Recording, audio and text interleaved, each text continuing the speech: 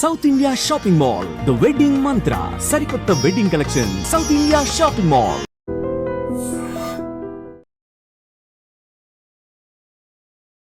Hi, welcome to iDream.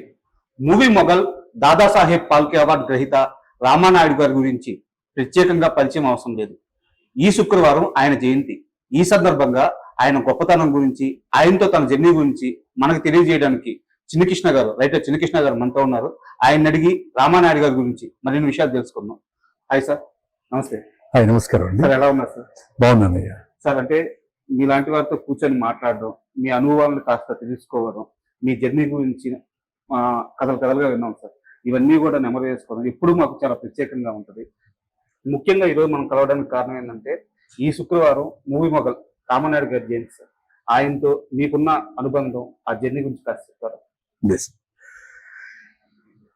Ramanaidu గారు చిన్నప్పటి నుంచి ఆయన సినిమాలు, నిర్మాతగా ఆయన సినిమాలు చూసి పెరిగిన వ్యక్తిని.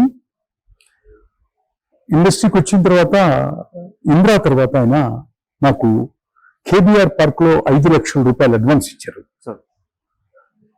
చిన్నకృష్ణ చిరంజీవి గారితో నేను ఇంకొక సినిమా చేయాలి, అది నువ్వే రాయాలి అని కేబీఆర్ పార్క్ లో ఎర్లీ మార్నింగ్ కేబీఆర్ పార్క్ లో అడ్వాన్స్ తీసుకున్నటువంటి మొట్టమొదటి వ్యక్తిని. ఎందుకో ఇది జరగలేదు. మీరే అప్రోచ్ అయ్యారా, సార్ అప్రోచ్ అయ్యారు? ఎవరు అప్రోచ్ అయినా కూడా ఆయన ఎప్పుడు టాలెంట్ ఎక్కడుందో వాళ్ళని పట్టుకోవడం అనేది ఆయనకు అలవాటు. సో ఫస్ట్ అన్నిటికంటే ముందు ఏంటంటే, ఆయన జయంతి సందర్భంగా నాయుడు గారితో పని చేయకపోయినా కూడా వాళ్ళ బాబు సురేష్ బాబు, రామానాయుడు గారి కొడుకు, 2 సంవత్సరాలుగా మీ ఇద్దరం కలిసి ప్రయాణం చేస్తూ ఉన్నాం. ఒక పెద్ద సెన్సేషనల్ ప్రాజెక్ట్ చేయాలి అన్నది సురేష్ బాబు గారి ఇది. వాళ్ళ నాన్నగారు నాకు అడ్వాన్స్ ఇచ్చినట్టు కూడా చెప్పాను. సో ఆయన కూడా నాకు అడ్వాన్స్ ఇచ్చారు. సో రామానాయుడు గారికి ఎక్కడున్నా కూడా ఆయన ఇండస్ట్రీకి నిర్మాతే కాదు, తండ్రి లాంటి వాడు. ఇంకా చెప్పాలంటే ఏం చెప్పాలి, ఒక సమస్య వస్తే ఆ సమస్యని పెదాలతో కాకుండా మనసుతో అర్థం చేసుకున్నటువంటి ఒక పెద్ద మహానుభావుడు. ఇప్పుడు ఉన్నటువంటి చలనచిత్ర పరిశ్రమలో ఉన్నటువంటి చాలా మంది దర్శకుల్ని, హీరోల్ని, క్యారెక్టర్ యాక్టర్ని, ఆర్టిస్టుల్ని అందరినీ పరిచయం చేసినటువంటి ఒక మొఘల్. సో అట్లాంటి ఆయన యొక్క జయంతి సందర్భంగా ఆయన ఎక్కడున్నా కూడా ఆయన ఆత్మ చాలా బాగుండాలని కోరుకుంటూ, అట్ ది సేమ్ టైం ఆయన నాకు ఇచ్చిన అడ్వాన్స్ సురేష్ బాబు గారు ఈ పర్టికులర్ ఇది సపరేట్గా బిట్ చేసి పెట్టాలి. ఎవరో నేనేదో ఒక ఛానల్లో చూశాను, సురేష్ బాబు గారు పిల్లికి కూడా బిచ్చం పెట్టరు అని. అది చాలా తప్పు మాట్లాడాడు అతను. ఎవరో పేరు కూడా నాకు అసలు గుర్తులేదు. ఏదో యూట్యూబ్ ఛానల్లో పెద్దల్ని ఇష్టం వచ్చినట్టు మాట్లాడటం అలవాటు అయిపోయింది అనమాట. సో సురేష్ బాబు గారితో 2 సంవత్సరాలుగా నేను తిరుగుతున్నాను. మా అమ్మగారు December 25th లాస్ట్ ఇయర్ మా అమ్మగారు చనిపోయారు.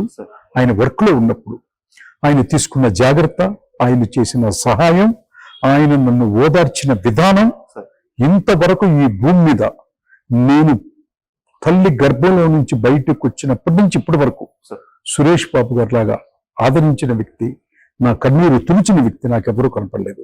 అట్లాంటి మాటలు తప్పు. ఇది ఎట్టి పరిస్థితుల్లో యావత్ ప్రపంచానికి చేరాలి. మహోన్నతమైనటువంటి మనసు ఉన్నటువంటి సురేష్ బాబు గారు. సార్, ఆయన రామానాయుడు గారి వారసత్వాన్ని కొనసాగిస్తూ వస్తున్న వ్యక్తి. అంత మంచితనం ఖచ్చితంగా ఉంటుంది. అండ్ రామానాయుడు గారి విషయానికి వస్తే, ఆయనది కారంచేడు సార్, మీరు పక్కనే ఉన్న తెనాలి. సో ఆ ప్రాంతంలో దగ్గరగా ఉండడం వల్ల కూడా ఏమన్నా ఆ రిలేషన్ సెట్ అయింది అనుకోవచ్చు. అది ఈ విశ్వంలో ఎక్కడ పుట్టినా కూడా ఆయన మంచి టాలెంట్ ఉంటే ఆదరించే గొప్ప గుణం ఉన్నటువంటి, కుల మతాలకి అతీతంగా ఉన్నటువంటి వ్యక్తి. యాక్చువల్గా ఎక్కువ క్యాస్ట్ ఫీలింగ్ నుంచి మాట్లాడతారు. ఆ కుటుంబానికి కానీ, నాయుడు గారికి కానీ, వెంకటేష్ బాబు గారికి కానీ, సురేష్ బాబు గారికి కానీ అసలు ఏమీ లేవండి. ఆ కుటుంబమే భగవంతుడు ఆశీర్వదిస్తే పుట్టిన కుటుంబం, అట్లాగే ఉంటారు. మత్సలేని కుటుంబం, ఆణిముత్యాల లాంటి ఒక కుటుంబం, ఓ స్టూడియో అని నేను మాత్రం చెప్పగలను. మీరు గతంలో చిరంజీవి గారు, నాగార్జున గారు, వెంకటేష్ గారు వీళ్ళ ముగ్గురిని కలిపి త్రివేణి సంగమం అనే ఒక టైటిల్ తో ఒక సినిమా చేయాలని ప్రయత్నాలు చేశారు. అది ఎందుకో వర్కౌట్ అవ్వలేదు. అది కాకుండా వెంకటేష్ గారితో మరో సినిమా చేయాల్సిన సందర్భం కానీ రాలేదా? ఖచ్చితంగా వచ్చింది. రాఘవేంద్రరావు గారు ఆ ముగ్గురు హీరోలతో కలిపి ఆయన 100వ సినిమా చేయాలనుకున్నారు.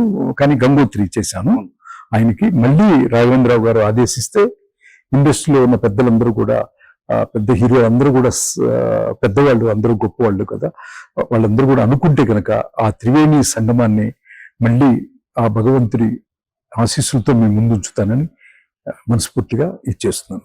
Thank you. థ్యాంక్స్.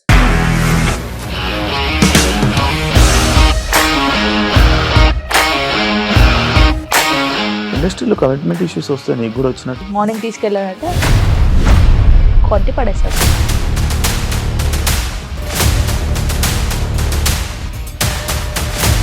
ఒక్కళ్ళు కూడా చూడలేదు ఈ సినిమా అని చెప్పడానికి కూడా చాలా ధైర్యం కావాలి. అది నిజం కదా, దాంట్లో ధైర్యం ఏంటి? ఇది నెక్స్ట్ డే ప్లేట్ మార్చేస్తే తప్పు కదా. As of now we are comfortable this అని నేను అనుకుంటున్నాను. రష్మిక గారిది మీది ఒకే ఊరంట కదా?